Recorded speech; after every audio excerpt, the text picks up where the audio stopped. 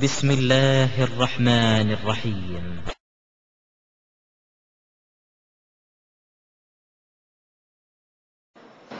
அற்புதங்களை பொறுத்த வரைக்கும் நபிமார்கள் பல அற்புதங்களை செய்தது போல நபிமார்களாக இல்லாத நல்லவர்கள் அற்புதம் செய்ய முடியுமா? நபிமார்கள் அற்புதங்கள் செஞ்சிருக்கிறாங்க. நபிமார்களுக்கு மட்டும்தான் இந்த மாதிரி அற்புதங்கள் நிகழுமா? நபிமார்கள் அல்லாதவங்களுக்கும் அற்புதங்கள் ஏற்படுமா என்பது இரண்டாவதாக நம்ம புரிந்து கொள்ள வேண்டிய விஷயம். நபிமார்கள் மாத்திரமில்லாம யாருக்கு வேண்டுமானாலும் அற்புதம் நிகழலாம் என்பதுதான் இஸ்லாத்தினுடைய நிலைப்பாடு. அது ஒரு பெரிய மகானா இருக்கணும், அற்புதம் அவற்றை நிகழ்ந்து விட்டது என்று சொன்னால் அவர் நல்லடியாராத்தான் இருக்கணும், அல்லாஹ்வால் பொருந்தி கொள்ளப்பட்ட அடியாராத்தான் இருக்கணும் என்பதற்கு அது அடையாளம் கிடையாது. எந்த ஒரு மூமினாக இருந்தாலும் அவருக்கு அல்லாஹ் உதவி செய்ய நாடிவிட்டால் அற்புதமான முறையில் அந்த உதவியை அவருக்கு கிடைக்க செய்வான். இந்த மாதிரியான ஒரு அற்புதம் மார்க்கத்தில் இருக்கிறது. நபிமார்களுடைய அற்புதத்திற்கும் இந்த மாதிரி அற்புதத்துக்கு என்ன வேறுபாடுன்னு கேட்டா, நபிமார்கள் ஒரு அற்புதத்தை செய்யறதுக்கு முன்னாடி அல்லாஹ்ட்ட இருந்து பர்மிஷன் கேட்பாங்க. கேட்டுட்டு அவங்க வழியாக அந்த அற்புதம் நிகழ்த்தப்படும். கைத்தடி அவங்க தான் போடுவாங்க, அது பாம்பா மாறும். அவங்க தான் கையை தூக்கி காட்டுவாங்க, அது வெளிச்சமாக தெரியும். இந்த மாதிரி அல்லாஹ் நபிமார்கள் வழியாக அவங்களுக்கு தெரிய வைத்து இப்ப செய்யின்னு சொல்லி செய்வாங்க. இது இல்லாம மற்றவங்களுக்கு நடக்கிற அற்புதம் என்னன்னு கேட்டா, நமக்கு எந்த ஒரு மெசேஜும் வராது. நமக்கு இப்படி நடக்கும் நம்மளே நினைச்சிருக்க மாட்டோம். நல்ல வழி. ரெண்டுக்கு வித்தியாசம் என்னன்னு கேட்டா, அல்லாஹ் ஒருவருக்கு உதவி செய்ய நாடித்தான்னு சொன்னா நினையாபுரத்திலிருந்து நம்மளே அவனுக்கு என்ன செய்வான், அருளை பொழிந்து நம்மளை காப்பாற்றுவான். பெரிய ஒரு பஸ் ஆக்சிடென்ட் ஆகுது, எல்லாரும் செத்து போயிடுறாங்க. அதிசயமான முறையில் ஒருத்தன் பொழைச்சிருப்பான். அவன் பொழைக்கணும் அவனுக்கே தெரியுமா? அவனுக்கு பொழைக்கணும் நல்ல வகை அறிவித்து நீ மட்டும் பொழைத்துக் கொள்வாய் அப்படின்லாம் சொல்ல முடியுமா? ஒரு விமானம் விழுந்து நொறுங்குது, ஒரு குழந்தை மட்டும் அதை உசுரோட எடுக்கிறாங்க. நொறுங்கி ஒருத்தரும் மிஞ்சல, ஒரு குழந்தையை மாத்திரம் உயிரோடு எடுக்கிற காட்சியை பார்க்கிறோம். அது அற்புதம் தானே? அந்த அற்புதம் குழந்தை இடத்துல நிகழ்கிறது, குழந்தை செய்யல. ரெண்டுக்கு வித்தியாசம். நபிமார்களை பொறுத்த வரைக்கும் அவங்க நபின்னு ப்ரூவ் பண்ண வேண்டி இருக்கிறதுனால, நான் நபிங்கிறது இந்த ஆதாரம் அப்படின்னு மக்கள்கிட்ட கொண்டு காட்ட வேண்டி இருக்கிறதுனால அவங்களுக்கு சொல்லி அவங்க வழியாக அந்த அற்புதத்தை என்ன செய்வான்ல நிகழ்த்தி காட்டுவான். மற்ற மனிதர்களுக்கு அற்புதம் நடக்குமான்னு கேட்டா யாருக்கும் வேண்டாலும் நடக்கும். எந்த ஒரு மனிதருக்கு வேண்டுமானாலும் இருக்கிற பெரிய பெரிய நல்லவங்க எல்லாம் கூட இருக்கலாம், சராசரியா ஒருத்தர் இருப்பான், அவங்களுக்கு நடக்காத சராசரி ஆளுக்கு நடந்துடும். அல்லாஹ் ஒருத்தருக்கு சிறப்பு கவனம் எடுத்து அவருக்கு உதவ நினைத்து விட்டான் என்று சொன்னால் இதெல்லாம் நடந்துரும். இப்ப நபிமார்களுக்கு தள்ளாத வயசுல குழந்தை அல்லாஹ் கொடுத்தான்னு வைங்களேன், அது மாதிரியான அற்புதத்தை கொடுத்தா, நற்செய்தி சொல்லி அறிவிச்சு கொடுத்தான். அந்த வயசு ரேஞ்சில இன்னைக்கும் கூட யாருக்காவது குழந்தை உண்டாகலாம். இப்ராஹிம் நபிக்கு குழந்தை கிடைச்ச மாதிரியான வயசுல, ஜக்கரியா நபிக்கு குழந்தை கிடைத்த மாதிரியான வயசுல என்ன செய்யலாம்? எத்தனையோ தள்ளாத வயசு உடையவங்க இருப்பாங்க. அத்தனை பேருக்கு இல்லாம ஒரு ஆள் என்ன செஞ்சிடலாம், தள்ளாத வயசுக்காரர் குழந்தை பெற்றலாம். அல்லாஹ் அவருக்கு பிரத்யேகமா அதிசயத்தை மெடிக்கல் ரீதியா பெற முடியாது. மருத்துவ ரீதியா கொண்டே கேட்டீங்கன்னு சொன்னா இவங்களுக்கு அந்த தன்மையெல்லாம் இல்லை, இப்போதைக்கு அவங்களுக்கு கருவெல்லாம் உண்டாகாது, கருமுட்டையெல்லாம் சினை முட்டையெல்லாம் உண்டாகாது, மென்சஸ் எல்லாம் நின்றுச்சுன்னு சொல்லிவிடுவாங்க. அந்த மாதிரியான ஒரு ஆளுக்கு குழந்தை உண்டாகிறது அற்புதம் தானே. அந்த அற்புதத்தை இப்பவும் அல்லாஹ் செய்வான். ஆனா அற்புதம் ஒருத்தர் நிகழ்ந்தவுடன் அவர் அவுலியான்னு சொல்லியோ, அது நல்லடியார் என்பதற்கு அடையாளம் என்று சொல்லியோ, அவர் இறைவனால் பொருந்தி கொள்ளப்பட்ட அடியார் என்று சொல்வதற்கு ஆதாரம் கிடையாது. பொருந்தி கொள்ளப்பட்டவர்களுக்கும் செய்வான், சாதாரணமாக உள்ள ஆட்களுக்கு என்ன செய்வான், அல்லாஹ் செய்வான் என்பதற்கு நிறைய ஆதாரங்களை பார்க்கிறோம். அப்ப நம்ம வாழ்க்கையிலே நமக்கு தெரிஞ்சு ஒரு ஆளுக்கு என்ன செய்யும், ஏதோ ஒன்று அதிசயமா நடந்துடும். என்ன நடந்துரும்? ஒருத்தருக்கு ஒரு நோய் வரும், இது எல்லா டாக்டரும் கை விட்டுருவான், இதுக்கு தேராது, முடிஞ்சு போச்சு, நீங்க எல்லாத்தையும் சொல்லி அனுப்பிடுங்க அப்படிமா இருந்துச்சுப்பார். எப்படி இந்த நோய் போனுச்சு, இல்ல ஸ்கேன்லாம் பண்ணி பார்த்தமே இருக்குன்னு சொன்னானே, இப்ப இல்லாம போயிருக்கும். அப்ப என்னடா அதெல்லாம் சொல்ல முடியாது. அல்லாஹ் உதவி. அதனால அவர் அவுலியாவா, அவர் இறைவனால் புரிந்து கொள்ளப்பட்ட அடியார்னு சொல்ல முடியுமா? அவருக்கு அல்லாஹ் உதவ நாடிட்டான், உதவிட்டான். இதுதான் நம்ம விளங்கிக்கிறோம். இது மட்டும் இல்ல, காபிருக்கும் நடக்கும் அற்புதம். இது முஸ்லீமுக்கு தான் நடக்கணும் இல்ல, முஸ்லீம் அல்லாத ஒருவனுக்கு கூட அல்லாஹ் என்ன செய்யலாம், அவனுக்கு மறுமையில கொடுக்க வேண்டியதை பார்த்துக்கணும். இந்த உலகத்துல ஒரு சிறப்பா அவனுக்கு ஏதாவது செய்ய நினைச்சான்னு சொன்னா அவனுக்கும் செஞ்சு காட்டுவான் அல்லாஹ். இன்னும் சொல்ல போனா அற்புதத்திலேயே ரொம்ப அற்புதம் செய்யறவன் சைத்தானா தான் இருக்கிறான். சைத்தான் செய்யற அற்புதத்துக்கு மேலையா இப்லீஸ் இருக்கிறான, அவனுக்கு மிஞ்சி யாராவது அற்புதம் செஞ்சிருக்கிறாங்களா? உள்ளத்துக்குள்ள நுழைஞ்சுக்கிட்டு நம்மளை மாத்தி விட்டுறான். ஒரு மனிதனுடைய உள்ளத்துக்குள்ள ஊடுருவுறதுங்கிற ஒரு விஷயங்கள் கூட அவன்கிட்ட கூட நடக்கத்தானே செய்கிறது. அப்ப அற்புதங்கள் என்பது நம்ம என்ன நினைக்கிறக்கூடாது, அதுதான் ஒரு மகான் என்பதற்கு அத்தார்த்தி. அது சொல்லிட்டு செய்வாங்க. நபிமார்களா இருந்தா அவரே சொல்லுங்க, பார் ஆதாரத்தை கொண்டு வந்திருக்கிறேன் அப்படின்னு சொல்லி செய்ய போறது அல்ல அறிவிச்சு கொடுத்து பர்மிஷன் வாங்கிட்டு அவர் செஞ்சு காட்டுறாரு பாருங்க, அதுதான் இறை தூதர் என்பதற்கு ஆதாரமா எடுத்துக்கொள்ள முடியுமே தவிர, அது இல்லாம அற்புதங்கள் நிகழ்வதா இருந்தால் பலவிதமாக நிகழ்ந்திருக்கிற காட்சியை பார்க்கிறோம். உதாரணமா குர்ஆன்ல மரியம் அலைஹிஸ்ஸலாத்துக்கு நிகழ்ந்த அற்புதத்தை நம்ம ஏற்கனவே சொல்லி இருக்கிறோம். என்னது, அவங்க ஒரு பள்ளிவாசல்ல ஒரு அறையில் அவங்க தங்க வைக்கப்பட்டிருக்கிறார்கள். பள்ளிவாசல் ஊழியருக்காக வேண்டி அந்த காலத்து வழக்கப்படி அவர்கள் நேர்ந்து விடப்பட்டிருந்தார்கள். அப்ப ஜக்கரியா நபி அவங்களுடைய பொறுப்பாளராக இருக்கும் பொழுது குல்லமா தகல் அலைஹா ஜக்கரியல் மிஹராப வஜத ஐந்தஹா ரிஸ்கா, ஜக்கரியா அவர்கள் மரியம் அலைஹிஸ்ஸலாமுடைய அறைக்கு செல்லுகின்ற ஒவ்வொரு தடவையும் அங்கே உணவை கண்டார்கள். ஒரு தடவை ரெண்டு தடவை நடக்கல. எப்பெல்லாம் ஜக்கரியா நபி பார்க்க போவாங்களோ மரியம் அலைஹிஸ்ஸலாத்துக்கு முன்னாடி சாப்பாடு ரெடியா இருக்கும். அப்ப என்னமா இது எப்படி உனக்கு சாப்பாடு கிடைக்கிறது? அப்ப காலத்து ஹூமின் இந்தில்லா, இது அல்லாஹ்விடத்திலிருந்து வந்திருக்கிறது. அப்ப அல்லாஹ் இன்னல்லாஹ யர்சுகு மன் யஷாஉ பிகைரி ஹிசாப், அல்லாஹ் நாடுனா என்ன செய்வான், அந்த மாதிரி கணக்கு இல்லாம அல்லாஹ் கொடுப்பான் என்று மரியம் அலைஹிஸ்ஸலாம் அவர்கள் பதில் சொல்றாங்க. இது அற்புதமா இல்லையா? இது அற்புதம். அவங்க கரு உண்டானது அதுக்கு மேல பெரிய அற்புதம். இந்த உணவு அற்புதத்தை விட ஒரு ஆணுடைய அந்த உயிரினு இல்லாத முறையில அவர்களுக்கு குழந்தை உண்டானதற்கு அதுவே பெரிய அற்புதம் தான். அப்ப இந்த மாதிரியான அற்புதம் மரியம் அலைஹிஸ்ஸலாத்துக்கு நடந்திருக்குது. அவங்கள சிறந்த பெண்மணி அல்லாஹ் சொல்லி காட்டுறான் குர்ஆன்ல, வஸ்தபாக்கி அலா நிசாயில் ஆலமீன், அகிலத்து பெண்களை விட உண்மை சிறந்த பெண்ணாக நான் தேர்ந்தெடுத்துக் கொண்டேன் அல்லாஹ் சொல்றான். அப்படி தேர்ந்தெடுத்துக் கொண்ட மரியம் அலைஹிஸ்ஸலாத்துக்கும் அற்புதம் நிகழ்ந்திருக்கிறது. அதுவும் ஓகே. அதே மாதிரி கஹ்பு வாசிகள், இந்த குகை வாசிகள் ஒருத்தங்க இருந்தாங்க இல்லையா, முந்தைய ஒரு சமுதாயத்தில் ஏகத்துவ குழுவை ஏற்றுக்கொண்ட பேர் இருந்தார்கள். இருந்தா அவங்கள ரொம்ப கொடுமைப்படுத்துறாங்க. அந்த ஊர்ல வாழ முடியாத அளவுக்கு அவங்களுக்கு என்ன செய்யறாங்க, சொல்லனாத துன்பங்களை கொடுக்கிறார்கள். இதை தாங்க முடியாம போனவங்க நம்ம என்ன செய்யறாங்க, இந்த ஊர்ல நம்ம இருக்க முடியாது, நம்ம கொள்கை தான் முக்கியம். இப்ப கூட நடக்குதா இல்லையா, நம்ம பகுதியில் பார்த்திருக்கோமா இல்லையா, இந்த பாலக்கோடு சகோதரன் கூட நிக்கிறாங்க. அப்ப அந்த மாதிரியான ஒரு கொடூரம் படைத்தவர்கள் அந்த காலத்தில் இருந்திருக்கிறாங்க. அப்ப அந்த மக்கள் என்ன செய்யறாங்க, ஊரை விட்டு வெளியேறாங்க. வெளியேறின எதுக்காக வேண்டிய அவங்களுக்கு பயந்து வெளியேறாங்க. வெளியேறி ஒரு குகையில போய் அவங்க தங்குறாங்க. அவர்களுக்கே தெரியாது அவங்களை சுத்தி அற்புதம் நடந்துகிட்டே இருக்கிறது. என்ன நடக்கிறது, கோயில போய் தூங்குறாங்கன்னா பல வருடங்கள் என்ன செய்யறாங்க, தூங்குகிறார்கள். 300 300 லட்சம் பலவிதமான ஆண்டுகள் அப்படி தூக்க நிலையில் எல்லாம் வச்சிடறான். இங்க அவங்க எடுத்தவன் போனவன் எல்லாம் போய் சேர்ந்து விட்டாங்க. பல வருடங்களுக்கு பிறகுதான் அவங்களை என்ன செய்யறான், அல்லாஹ் எழுப்புறான். தூக்கத்தில் இருந்தவர்களை பல ஆண்டுகளுக்கு பிறகு அல்லாஹ் எழுப்புறான். அப்ப பல வருடங்கள் ஒருத்தன் சாவாம தூக்கத்துல இருக்கிறான்னு சொன்னா அது ஒரு அற்புதம் தானே. அது அவங்களுக்கே தெரியாது நமக்கு இப்படி அற்புதம் நடக்குது. அவங்கள்ட்ட இந்த அற்புதம் நிகழ்கிறது, அவங்களுக்கு தெரியாது. யாருக்கு இந்த அற்புதம் இன்னும் சொல்ல போனா, கூட ஒரு நாய், காவல் நாய் வச்சிருந்தாங்க. நாயை வேற வாசல்ல வச்சுட்டாங்களா, அது பார்த்தா கடிச்சு கொதற மாதிரி பார்த்துட்டே இருக்கும். அதை கண்டவன எல்லாம் பயந்து ஓட ஆரம்பித்து விடுவார்கள். எல்லாம் சொல்றான். அதுல அதுவும் 300 வருஷத்துக்கு மேல என்ன செய்யுது, எத்தனை வருஷம் என்பது அல்லாஹ்வுக்கு தான் தெரியும். ஆனா 300 என்கிறார்கள், சில பேர் அதை விட ஒரு 9 வருஷம் சேர்த்து சொல்கிறார்கள் என்றெல்லாம் அல்லாஹ் சொல்லி காட்டுகிறான். அப்ப பல வருடங்கள் அவங்க அந்த குகையில் என்ன செய்யறாங்க, தூக்க நிலையில இருக்கிறார்கள். அப்ப பல வருடங்கள் உசுறு இருக்கும் பொழுது உண்ணாம பருகாம இப்படி தூங்க அற்புதமா இல்லையா? நீங்க என்னதான் தூக்கத்துல இருந்தாலும் அந்த பசி வந்தவன எந்திரிச்சு ஆகணுமே, அவங்க எந்திரிக்கல. அப்புறம் அது இல்லாம ஒரு பக்கமா படுத்தே கிடந்தோன்னு வைங்க, முதுகுல வெந்து புண்ணா போயிடணும். வயசான ஆளுக்கு நோயாளி ஆயிட்டாங்கன்னா வாட்டர் பெட் எல்லாம் போட்டா கூட என்ன செய்ய முடியல, அது தாங்க முடியல. ஒரு மாசம் 2 மாசம் படுத்தான்னு வைங்களேன், முதுகுல வெந்து போயிடுது. தண்ணி பெட்டை போட்டு என்ன செய்யறாங்க, அந்த படுக்க வைக்கிறாங்க. அந்த மாதிரி எல்லாம் செய்யறாங்க, பாக்குறோம். அப்ப இவங்க குகையில படுத்து கிடந்தா என்ன ஆகுறது, அல்லாஹ் என்ன செய்யறான், அதை நாம் பெறட்டுங்கிறான். அது ஒரு தயம் வந்த பிற தூக்கத்துல போட்டு இப்படி கொஞ்சம் அப்படி கொஞ்சம் வலதுமோ இடமோ மாத்தி மாத்தி பெறட்டுறேன்.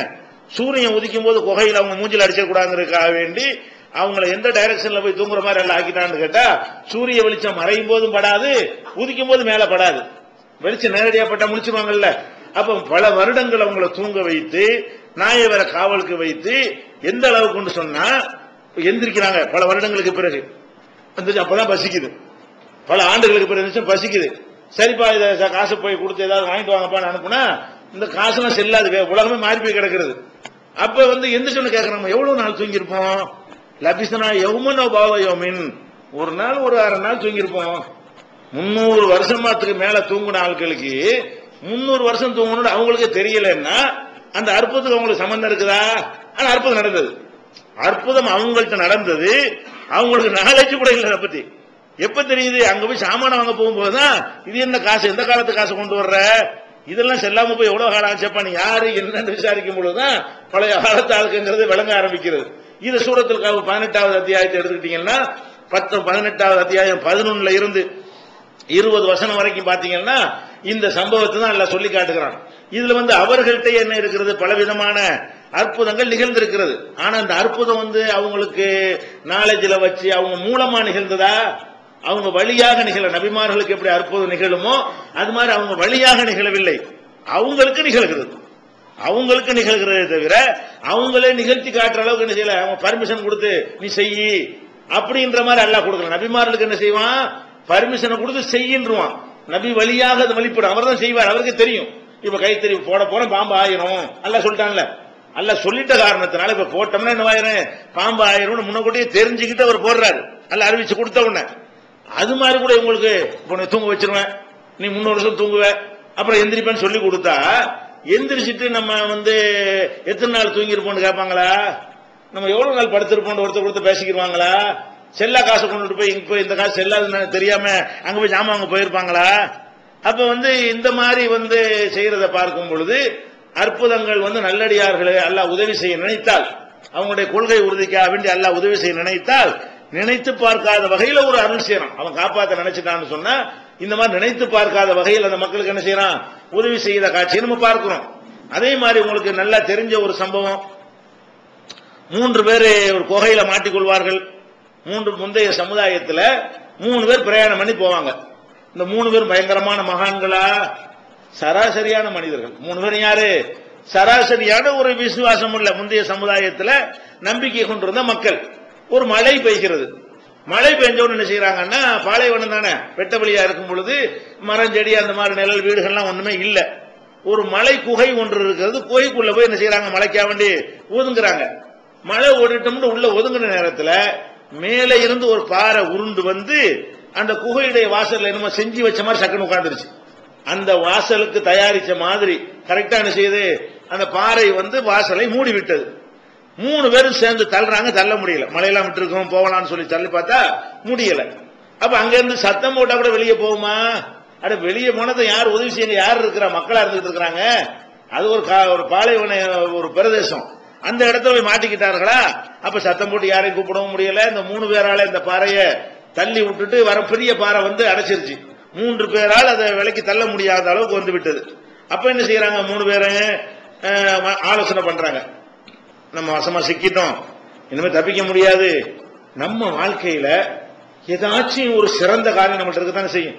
மனிதர்களும் நிறைய தப்புகள் செஞ்சிருந்தாலும் நம்ம ஏதாச்சும் நம்ம வாழ்க்கையில நம்மளே இது ஒரு நல்ல காரியம், இது ஒரு இஹ்லாஸா நம்ம செஞ்சிருக்கிறோம் அப்படின்னு நம்ம வாழ்க்கையில எல்லாருக்கும் இருக்கும். உங்களுக்கு இருக்கு, எனக்கு இருக்கு, யாருக்கும் இருக்கும். நீங்க வாழ்க்கையில நீங்க என்னதான் கெட்டவரா இருந்தாலும் சரி அப்படி யோசிச்சு பார்த்தீங்கன்னா ஒரு காரியத்தை அல்லாஹ்வுக்காக நீ செஞ்சிருப்பிய, உங்களுக்கே அதுல திருப்தியா இருக்கும். இதுல நம்ம எந்த ஒரு முகஸ்துதியும் எதிர்பார்க்கல, எந்த ஒரு பெருமையும் நமக்கு இல்ல, நம்ம இது உண்மையிலே இது அல்லாஹ்வுக்கு தான் செஞ்சோம் அப்படிங்கிற மாதிரியான ஒரு காரியமோ 5 காரியமோ சில காரியமோ எல்லா மனிதனுடைய வாழ்க்கையிலையும் இல்லாம இருக்காது. ஒரு நேரத்தில் ஒரு பெருமை வந்துட்டா கூட ஏதோ ஒரு நேரத்தில் ஒரு மனிதனுக்கு வியச்சம் நம்ம மிகைத்து நிற்கும். அந்த நேரத்தில் நம்ம செய்யற காரியங்கள்லாம் தூய்மையானதா இருக்கும். அப்ப அந்த மாதிரியாக நமக்கு ஏதாவது செஞ்சிருக்கிறோமான்னு மசோரா பண்ணி என்ன பண்றாங்க? ஆலோசனை பண்றாங்க. பண்ணிட்டு நம்ம வாழ்க்கையில நம்ம செஞ்ச நல்ல காரியம் நமக்கே திருப்திப்பட்டு பெருமைக்கு புகழுக்கு என்று இல்லாம அல்லாஹ்வுக்காகவே நம்ம செஞ்சிருப்போம்ல, அது மாதிரி ஒரு அமலை சொல்லி, யா அல்லாஹ் இத உனக்காக நான் செஞ்சேன், எந்த ஒரு எதிர்பார்ப்பு எனக்கு இல்ல, இந்த செயலை செஞ்சதுக்காக வேண்டி என்னை கொஞ்சம் அந்த விக்கெட்ல இருந்து காப்பாத்தரலான்னு கேளுங்க. 3 பேர் அவரவர் வாழ்க்கையில உள்ளதை நினைவுபடுத்தி நம்ம கேட்போம், அல்லாஹ் நம்மளை காப்பாத்துவான் அப்படிங்கிறாங்க. அப்ப இப்படி செய்யும் போதே விளங்குது உங்க சராசரி ஆள்காண்டு. மகானா இருந்தா அப்ப ஏன் ஒரு லிஸ்ட் போடலாமே? மகானு தவம் இருந்து பெரிய அம்புட்டு நல்ல காரியமா செஞ்சு அது மாதிரி ஆயிட்டாங்கன்னா நல்ல காரியத்தை பட்டியல் போடலாம். இவங்க யோசிச்சு பார்த்து ஒரு காரியத்தை கண்டுபிடிக்கிறாங்கன்றாலேய மத்தவங்க எப்படி இருந்திருக்கிறாங்க? சராசரியான ஆட்க ஒரு நெருக்கடி வரும்போது இறைச்சம் அவங்களுக்கு வருது, அல்லாஹ்வுடைய உதவியை தேடுவோம்னு நினைக்கிறாங்க. ஒருத்தர் என்ன செய்யறாரு, இறைவா என்னுடைய பெற்றோர்கள், எனக்கு வயசான பெற்றோர்கள் இருந்தாருங்க, அவங்கள நான் ரொம்ப அன்பா நடத்திக்கிட்டு இருந்தேன், அவங்கள ஒரே முறையில் நான் கவனிப்பேன். எந்த அளவுக்கு நான் கவனிப்பேன் என்றால் பெற்றோர் சாப்பிடாம நான் சாப்பிட மாட்டேன் என்பது ஒரு கொள்கையா வச்சிருந்தேன். அப்போ ஒரு நாள் தாமதமாக நான் வருவது தாமதமாகிவிட்டது. சாப்பாடு என்ன, ஒட்டகத்தினுடைய பாலை கறந்து கொண்டாந்து கொடுப்பாங்க, பால் தான் உணவு. பால் மாதிரி ஒரு முழுமையான உணவும் கிடையாது அந்த காலத்துல. அதுதான் முக்கியமான உணவா இருந்துச்சுன்னு வைங்களேன். இப்பதான் பல வெரைட்டிகள் உணவு நம்ம சாப்பிடுறோம். அந்த காலத்துல அப்படிலாம் கிடையாது. பால் பேரிச்சம்பழம் அவ்வளவுதான், அதிகபட்சமான ரொட்டி, அவ்வளவுதான் சாப்பாடுங்கிற மேட்டர். அப்ப என் தாயாருக்காக பெற்றோருக்காக வேண்டி பாலை கறந்து வேலையெல்லாம் முடிச்சுட்டு வர கொஞ்சம் லேட் ஆகிவிட்டது. பார்த்தா தூங்கிட்டாங்க. என் பெற்றோர்கள் தூங்கி விட்டார்கள். தூங்கின உடனே பெற்றோருக்கு சாப்பிடாம நம்ம சாப்பிடவும் கூடாது, அதே நேரத்தில் பெற்றோரை எழுப்பி தூக்கத்துக்கு எடுக்கவும் கூடாது. அதுக்காக வேண்டி உங்க காலுக்கு பக்கத்திலேயே நான் என்ன செஞ்சேன், பாலை வச்சுட்டு உட்கார்ந்துட்டு இருந்தேன். இடையில முழிச்சு பசிச்சாங்கன்னா நம்ம தேடுவாங்க, வச்சுட்டு போயிடவும் கூடாது, போய் தூங்கவும் கூடாது. அப்ப எப்பவாவது முழிச்சு கேட்டாங்கன்னா பசிச்சா எங்க போவாங்க? அதனால அந்த கஷ்டம் கூட கொடுக்க கூடாது என்பதற்காக வேண்டி அன்று இரவு நான் உட்கார்ந்து கொண்டே இருந்து அவர்கள் விழித்த போது இந்த உணவை நான் கொடுத்தேன். இப்படி நான் கொடுத்ததற்கு காரணம் உன்னுடைய திருப்தியை பெறுவதை தவிர வேற எதுவும் கிடையாது. அவங்களுக்கு பயந்தா கொடுத்தேன். வயசான காலத்துல நம்ம என்ன பண்ணிடுவாங்க பெற்றோர்லாம், ஒரு இளம சின்ன பிள்ளையா இருக்கும்போது நம்மள பெற்றோர்கள் மிரட்டுவாங்க, அடிப்பாங்க. நம்ம பெரியால போய் அவங்க தளர்ந்து போன பிறகு அவங்க நம்மள ஏதாவது செய்ய முடியுமா? நம்ம அப்பா ஏதாவது நம்மள செய்ய முடியுமா? நம்ம அம்மா ஏதாவது செய்ய முடியுமா? ஒன்னும் செய்ய முடியாது. அல்லாவுக்கு பயந்து நம்ம மரியாதை கொடுக்கிறோம். அல்லாவுக்கா என்ன செய்யறோம்? அல்லாஹ் கேட்பான், தாய் தந்தையரை துன்பப்படுத்தணும்னா அவன் எப்பவும் பெரியவங்க ஒருத்தருக்கா நம்மள்ட்ட மாட்டிக்கிறோம் என்ற ஒரு அச்சத்தினாலையும் இயற்கையாக இருக்கிற இந்த ரத்த பாசம், ரத்தம் ஒண்ணு கலந்துருக்கா இல்லையா, அதனாலே நம்ம அப்படி செய்யறோம். அவர் என்ன சொல்றாரு, இந்த மாதிரி நான் என் முண்டாட்டி பிள்ளைகள் கூட சாப்பாடு கொடுக்காம நாங்களும் சபூர் பண்ணிக்கிட்டு தூக்கத்தையும் கெடுக்காம எப்ப முடிச்சாலும் அவருக்கு கஷ்டம் இருக்கக்கூடாது என்று சொல்லி நான் செஞ்சனல்ல, இதை நான் உனக்காகத்தான் செய்தேன் என்று நீ கருதினால். இவர் நினைக்கிறாரு, இவர் நினைச்சோன்னு எல்லாம் கூட ஆகிறாது. அது அழகாத்தான் அவர் கேட்கிறாரு, இந்த காரியத்தை நான் உனக்காகத்தான் செய்தேன், உன் திருப்தியை பெறுவதற்குத்தான் செய்தேன் என்று நீ இதை கருதினால் இந்த ஒரு அமலின் காரணமாக என்னை எங்களை கொஞ்சம் விடுதலை செய்யி. துவா செஞ்சு முடியுது. அந்த அடைச்சிருந்த பாறை கொஞ்சம் விலகுது. ஏதோ காத்து காற்று வெளிச்சம் வர்ற அளவுக்கு வருது. ஆட்க வெளியேற முடியாது. என்ன வருது, லேசா கொஞ்சம் அந்த பாறை கொஞ்சம் விலகி இடம் கொடுக்கிறது. அதுல இருந்து வெளிச்சமும் காத்து வருமே தவிர குதிச்சு தப்பிச்சு போற அளவுக்கு அந்த அளவுக்கு பெரிய அளவுக்கு இடைவெளி கிடைக்கல. அடுத்து ஒருத்தர் என்ன செய்யறாரு, அவரு பிரார்த்தனை செய்யறாரு, என்னிடத்துல நிறைய வசதி வாய்ப்பு பணங்காசோட நான் இருக்கிறேன். வசதியோடு இருக்கும் பொழுது எனக்கு சித்தப்பாவுடைய மகள் ஒருத்தி அழகான ஒரு பெண் இருந்தா, அவளை முறையா கல்யாணம் பண்ணிக்கிட்டு அவ்வளவு சந்தோஷமா இருந்தா அது ஒரு கணக்கு. திருமணம் பண்ணாமலே என்கிட்ட பணம் இருக்குங்கிற காரணத்தினால அதை கொடுத்து அவளை நான் என்ன செஞ்சேன், தவறான வழியில அடைவதற்கு நான் திட்டம் போட்டேன். அவளுடைய நெருக்கடியினால் அவளும் ஒரு கட்டத்தில் இணங்கி வந்து விட்டால், அப்ப அந்த தவறான காரியத்தை நான் செய்ய போகும் பொழுது அவளுக்கு திடீர்னு அல்லாஹ்வுடைய அச்சம் அல்லாஹ் பயந்துக்க என்ற ஒரு வார்த்தையை சொன்னால் நான் உடனே விலகிட்டேன். அந்த நேரத்தில் நான் என்ன வேணாலும் செஞ்சிருக்க இயலும். அல்லாஹ் பயந்து கொள்ளுங்கிற அந்த ஒரு வார்த்தை எனக்கு அச்சத்தை உண்டாக்கி நீ பார்த்துக்கிட்டு இருக்கிற, உன்னிடத்துல நான் தப்பிக்க முடியாதுங்கிற அந்த பயம் வந்துச்சு. அந்த ஒரு காரணத்தினாலதான் நான் அன்னைக்கு அவ்வளவு ஒரு நிர்பந்தமான ஒரு நிலையில் நான் இருந்தும் கூட அனைத்து உணர்வுகளையும் நான் அடக்கி கொண்டு நான் அணைஞ்சிட்டேன், என்னை நான் காப்பாற்றி கொண்டேன்.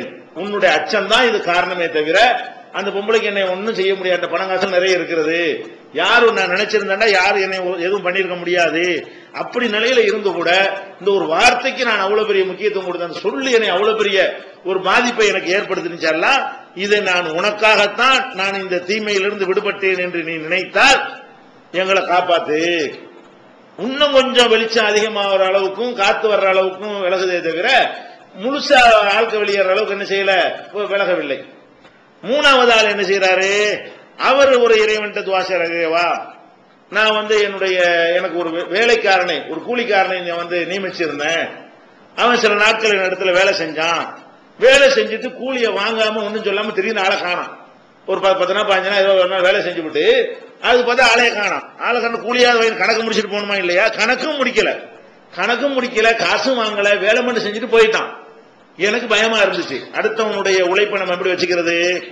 நம்ம வேலை வாங்கிட்டோம், அவனுக்கு கூலியை கொடுக்கணும், ஆளை காணா.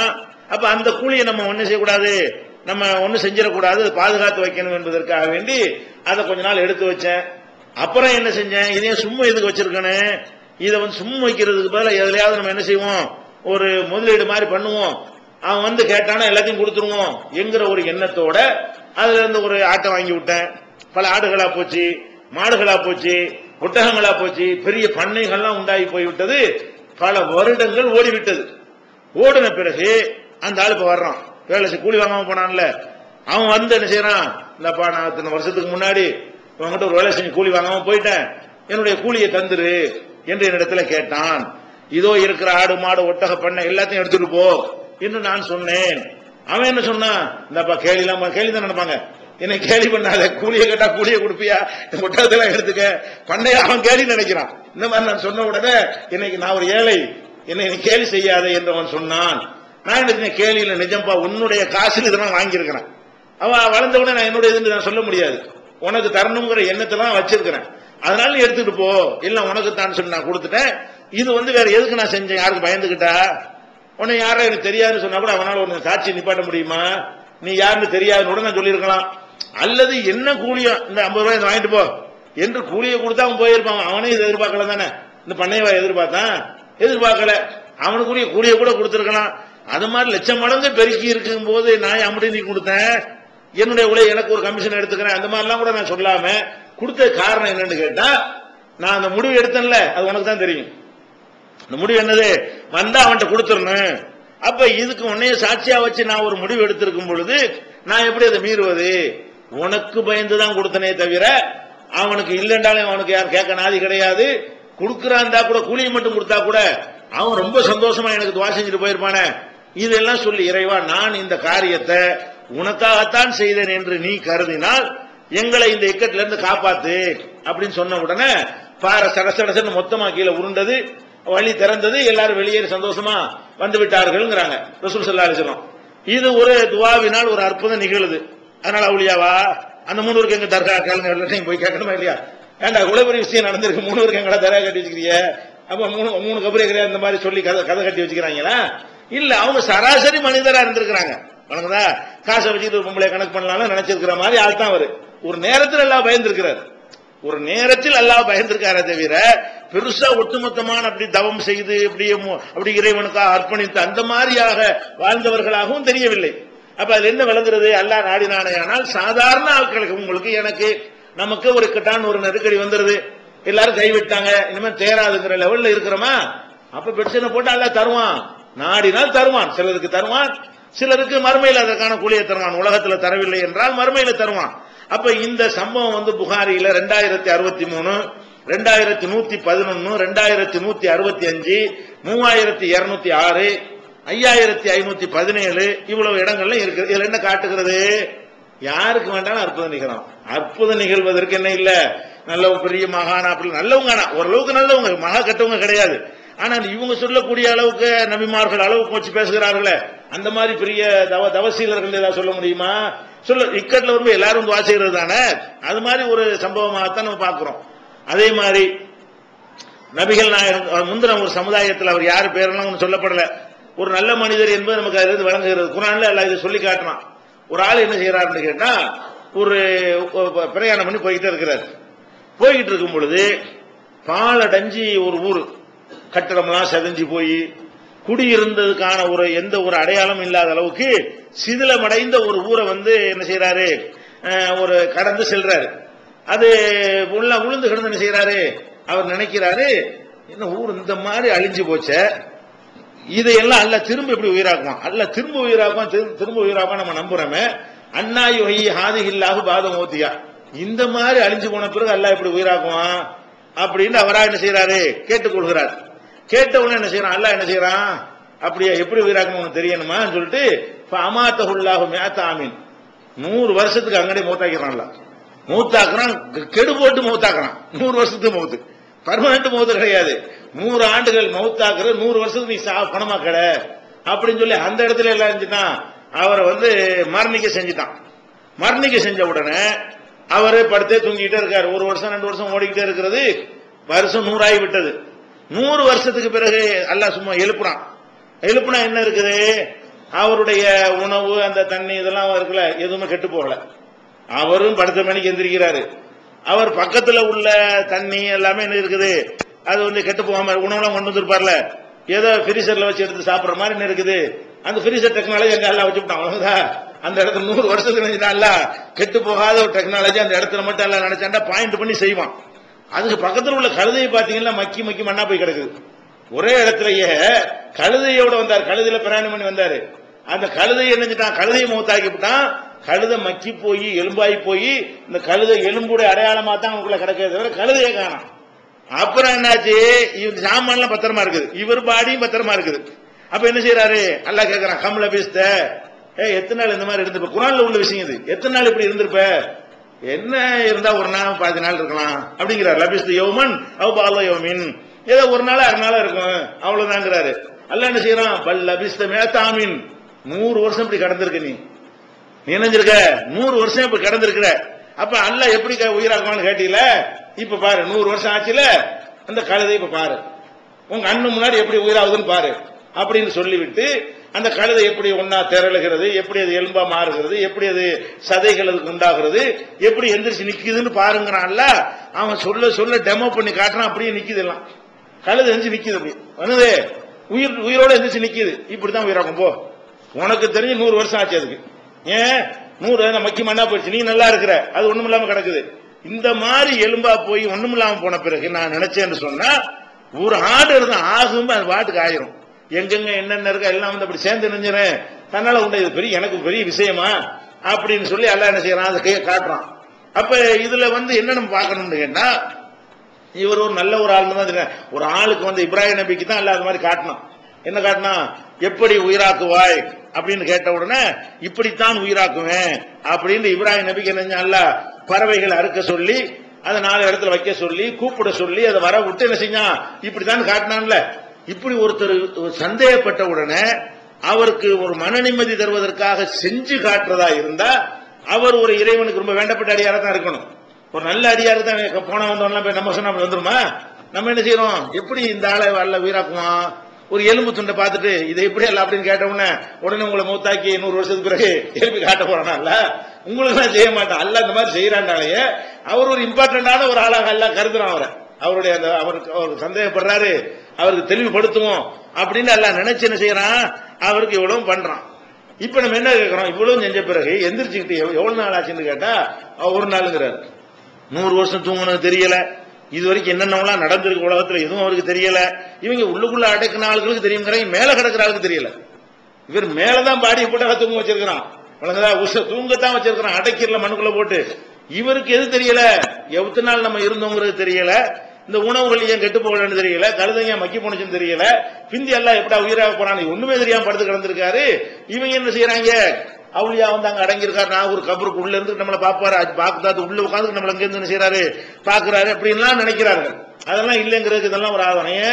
அப்ப இந்த மாதிரி அற்புதங்கள் வந்து இது நடக்கும்னு ஒரு தெரியவே செய்யாது. இது நடக்கும் 100 வருஷம் அல்லாஹ் வந்து தூங்க வச்சிருவான்னு தெரியாது, எவ்வளவு நாள் தூங்கணும்னு தெரியாது. அவரிடத்தில் நடக்கிறது. அல்லாஹ் நினைத்தானே ஆனால் யாரிடத்தில் வேண்டுமானால் என்ன செய்வான், நல்லடியார்கள்ட்ட செஞ்சு காட்டுவான், சாதாரணமாக செஞ்சு காட்டுவான். அதே மாதிரி வந்து இப்ராஹிம் நபி இறை தூதர், அவங்களுக்கு அற்புதம் நடக்கலாம். அவங்களுடைய மனைவி சாராவை வந்து என்ன செய்யறாங்க, இப்ராஹிம் நபி அழைச்சிட்டு போயிருக்கும் போது அந்த நாட்டில் உள்ள மன்னன் வந்து அந்த சாரா வந்து ரொம்ப ஒரு பேரழகு படைத்த ஒருத்தங்களா இருந்தாங்க, ரொம்ப அழகானவங்களா இருந்ததுனால அவன் என்ன செய்யறான்னா அந்த அவங்களை வந்து அடைவதற்கு திட்டம் போடுறான். அந்த நாட்டு மன்னன் அங்க போயிட்டாங்க, இப்ராஹிம் நபி அவங்களை அடைவதற்கு திட்டம் போடுகிறான்.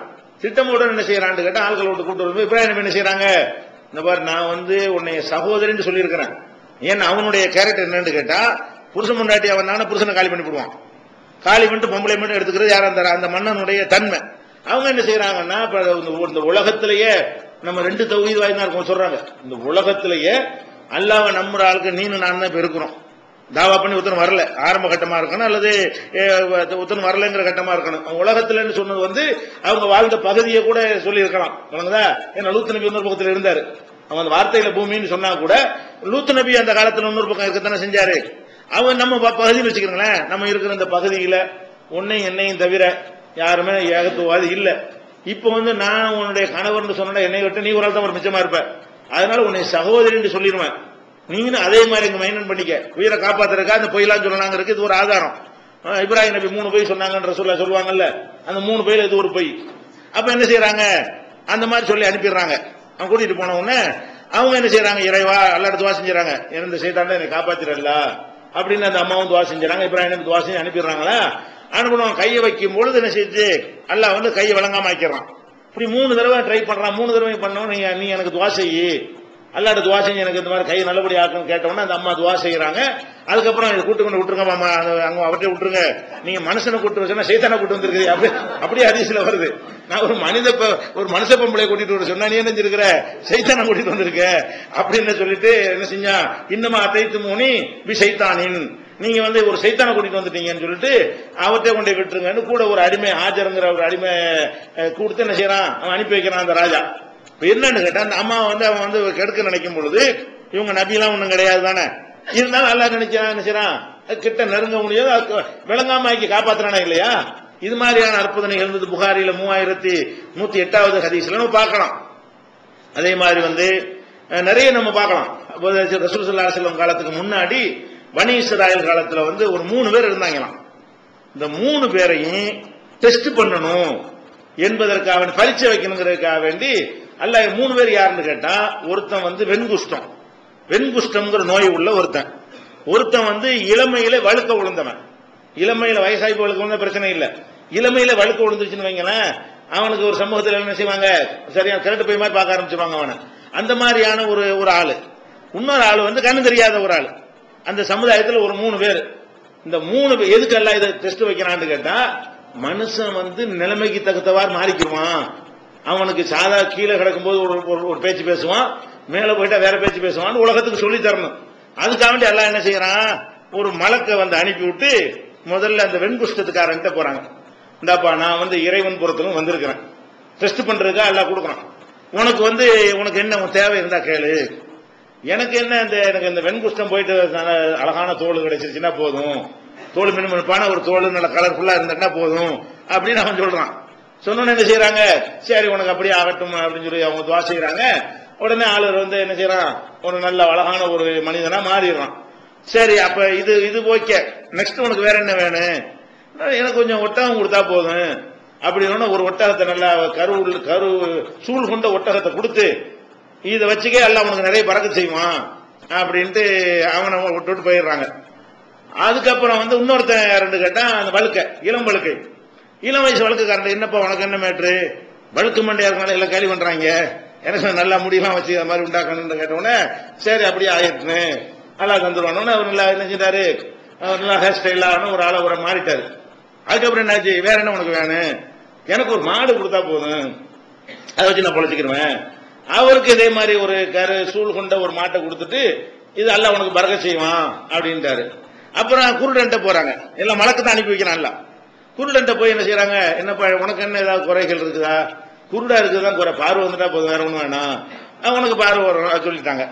அதுக்கப்புறம் என்னாச்சு, உனக்கு என்ன வேணும், எனக்கு ஆடு இருந்தா போதும், ஒரு ஆடு கொடுங்க அது பொழைச்சிக்கிறேன். அவருக்கு ஒருத்தனுக்கு ஒட்டகம், ஒருத்தனுக்கு மாடு, ஒருத்தனுக்கு ஆடு கொடுத்துட்டாங்க. கொடுத்தா இதுக்கு அவங்களுக்கு செல்வத்தை கொடுக்கறதுக்காகத்தானே அல்ல இதை கொடுக்குறான். நான் தார்மார பெருகிருச்சு 3 ஒட்டகத்தை பார்த்தா பறக்கத்து உண்டாகட்டும் சொல்லி கொடுத்ததுனால அது பாட்டுக்கு ஒட்டகம் 100 கணக்கு அது பணப்பட மட்டும் அது பாட்டுக்கு இனவிருத்தி செய்கிறது, பெருசாகிட்டே போறது, பெரிய நம்பர்லாம் பண்ணையா உண்டாகி போச்சு. மாடு அது மாதிரி இவனுக்கு ஆகி போச்சு, அவனுக்கு ஆட்டு பண்ணை அந்த மாதிரி ஆகி போச்சு. உள்ள வந்த பிறகு எல்லாம் என்ன சொல்றான், இப்படி சொன்னாங்க இல்ல, இப்ப போய் அவங்க போய் பாரு, அன்னைக்கு மாதிரி இருக்கிறாங்களா எப்படி இருக்கிறாங்கன்னு பாரு அப்படின்னு சொல்லிட்டு ஒரு முசாபர் கோலத்துல அதே வானவரால் அனுப்புறான். முசாபர் மாதிரி ஒரு தேவை உள்ளவர் மாதிரி போய் இந்த ஒட்டகம் வச்சிருக்கிறான் போய், இந்த நான் வெளியூர்ல வந்து வந்தேன், நம்ம எல்லாத்தையும் இழந்துட்டேன், கையில காசு பண்ண ஒண்ணுமே இல்ல, ஊருக்கு போறது கூட ஒண்ணுமே இல்ல, ஏதோ ஒரு ஒட்டகத்துல கொடுத்தேன்னா அது ஏறி நான் என்ன செய்ய போயிருவேன் அப்படின்னு சொன்ன உடனே அவன் என்ன செய்யறான், நிறைய தேவைகள் நிறைய இருக்குப்பா எனக்கு. அவன் என்ன சொல்றான், நிறைய குடும்பம் முட்டை மாமா மச்சான் எவ்வளவு கவனிக்க வேண்டிய விஷயங்கள்லாம் உனக்கெல்லாம் நின்றுட்டு இருக்க முடியுமா, நிறைய தேவைகள் இருக்குன்னு அவர் என்ன செய்யறாரு, இவரை சுட்டி காட்டுறாரு. நீ வந்து இந்த மாதிரி எல்லாம் இருந்தியப்பா, இப்படி இருந்தா நீ வந்து கேள்விப்படுறமே, அவர் நான் தான் அது ஆளுன்னு சொல்லாம என்ன செய்யறாரு, நீ இந்த மாதிரி இருந்திய வெங்குஷ்டமா இருந்த, அல்லாஹ் உனக்கு அழகான ஒரு உடலை தந்தான், கஷ்டப்பட்டுக்கிட்டு இருந்த, அல்லாஹ் உனக்கு இதெல்லாம் தந்தான் அப்படின்னோடனே அதாவது அல்லாஹ் தானா? இது பரம்பரை பரம்பரையாவோட நான் வச்சுக்கிட்டு இருக்கேன். அவன் என்ன சொல்றான்? இப்படி சொல்றான், இது பரம்பரை பரம்பரையாவோட வச்சுக்கிட்டு இருக்கிறேன், எங்க அப்பன் பாட்ட காலத்துல நான் இப்படித்தானே இருக்கிறேங்கிறான். அவர் நினைச்சிட்டாரு, உங்க அப்பன் பாட்ட காலத்துல நீ எப்படி இருந்து அப்படியே ஆக கடவாயாக போயிட்டாரு. உங்க அப்பன் பாட்ட காலத்துல எப்படி இருந்தாயோ அப்படியே நீ இனிமேல் இரு. அதோட என்ன வச்சு புசு புசுன்னு போயிட்டான், பழைய நிலைக்கு வந்துட்டான். அதுக்குறா இவன் மாட்டுக்காரன் போனா அவனு அதே மாதிரி, அவனுக்கு அதே மாதிரி சொல்லிட்டாரு.